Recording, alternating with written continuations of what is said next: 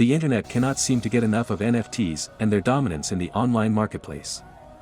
This is of course, for good reason, because everyone is trying to enter this space, especially with the importance of the secondary NFT markets. However, this surge has also led to people just randomly purchasing NFTs rather than picking and choosing the right collections as per their respective locations and markets. This is often referred to as the thrash art movement. A lot of beginners end up losing money on their NFTs because they fail to understand that while the NFT market is fairly liquid, it is still nowhere close to the cryptocurrency market. For example, if you want to buy some Bitcoin or Ethereum, you can instantly purchase it, but it is not as easy for NFTs in the secondary market. You need to choose the right NFTs, set boundaries to increase your visibility, and time your NFT drops accurately so that you don't compete with popular artists. It is a detailed process, and you can actually learn a lot about it just by clicking on this link and checking out my NFT Starter Pack playlist. It will help you understand the world of NFTs with a lot more depth and clarity. So how do you identify NFT projects that will have great resale value? That is exactly what I am here to discuss. In order to figure out how to do this, you must shift your focus to the creators of the NFTs as well. A trusted brand or artist usually guarantees higher prices when reselling. You can also study these creators to understand the potential of their upcoming NFT drops. By doing the right research, you can spot high-value NFTs even before they are minted. I want to share a secret with you. Finding strong NFT projects early is actually very easy. All you need to do is check the rarity factor. What is that? It simply means that if an NFT is rare, then it will be of a higher value and will most definitely increase in its value over time. But how does a creator make their NFTs rare? Let me give you an example for this. Suppose you visit OpenSea and check out some of their popular and trending NFT collections. You then come across a collection that is named, maybe, Funny Lions, and click on it. Now, let us assume that the pricing floor for these NFTs is around $2,000. The pricing floor is basically the average or the lowest price at which you can buy NFTs from this collection. If you click on one of these lions, then you might find that each lion comes with its own set of properties such as clothing, body color, or mane color. Some of these properties are rare and cannot be found in most other NFTs. These properties define the rarity levels of the NFTs. Okay, so how do you know what properties are rare? You can use websites such as Rarity Tools to check the rarity values of any NFT collectibles or projects. The URL is very simple, just visit rarity.tools. The website will take a lot of factors into consideration, and then it will provide a rarity score or level to the NFT that you are interested in. You can also use this website to find upcoming high-value NFT projects and catch them early. I can talk about Rarity Tools in a lot of detail, so I have saved that for another video. Don't worry, you can find it on my NFT playlist, so hit that subscribe button below and head over to my channel to check it out. Now you must be thinking that finding a rare NFT is easy, but what if it is too expensive for you, especially if you are just starting out in this marketplace? That is a very valid point, because there is no tangible guarantee on how much your NFT will sell for in the future. One way to minimize your risk is to check if your NFT belongs to a community. An NFT community is simply a group of people that are interested in a particular NFT project or collection. These communities are formed on social media sites such as Facebook, Twitter, and Reddit. NFT projects that have a strong community are a safe bet even if the art is not that great. These projects are also known to be more affordable than those of popular artists or celebrities. Basically, when there are enough followers in an NFT community, you can be sure that these followers are interested in the art and will mostly be ready to buy these NFTs in the secondary market. By joining such a community, you will also gain more visibility as a creator or seller, and you can use the community as your base to kick off your NFT journey. NFT communities lower the risk of liquidity. For example, suppose you recently purchased NFT project ABC in January for $100 and it is followed by an NFT community named XYZ.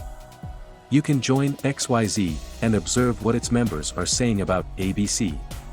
You can then use this information to your advantage and calculate a possible resale price for ABC. Let us assume that you've been able to estimate the value at $150. Later in December, you can put your NFT up for sale in the secondary market and notify the members of the community about it. Your chances of selling that NFT at $150 will be very high and almost guaranteed because of the research you had done when you were a part of its community.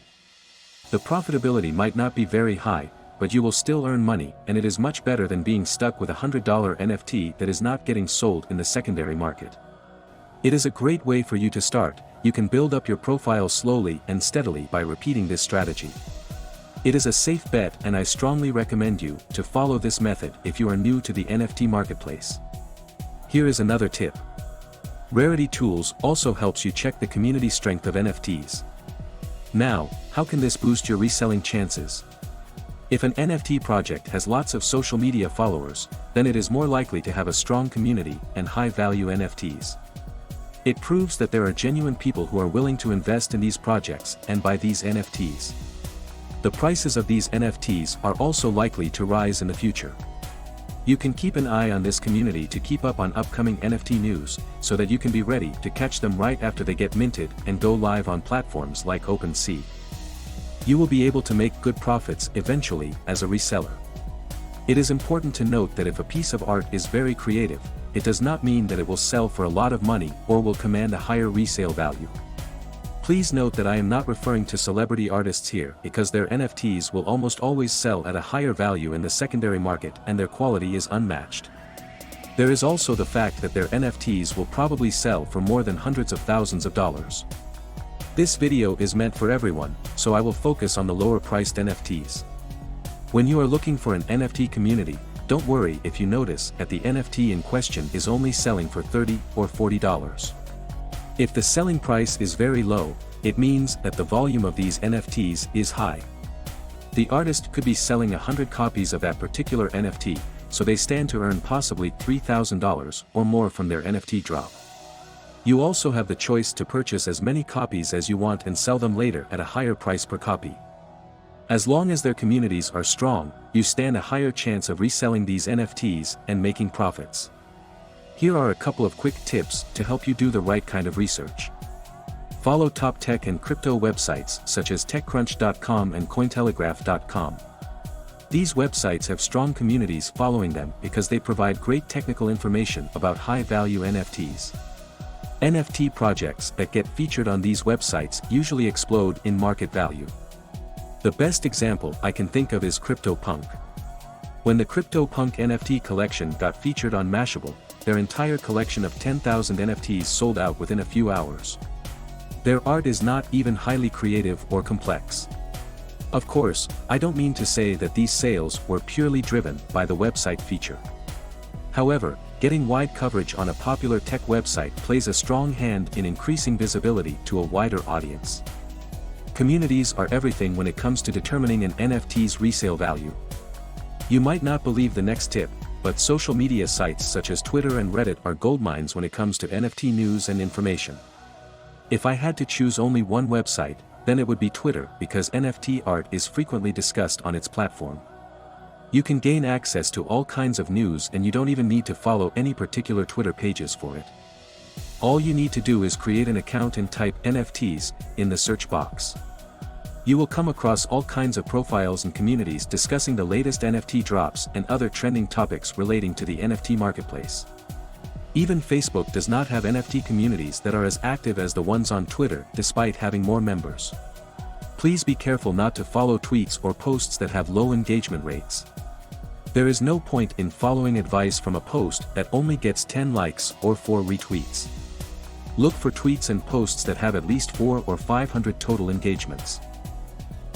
By total engagements, I mean a total number of activities that include likes, comments, retweets, and quote tweets. 500 total engagements will be enough for you to consider the tweet to be reliable, and you can act on the information accordingly.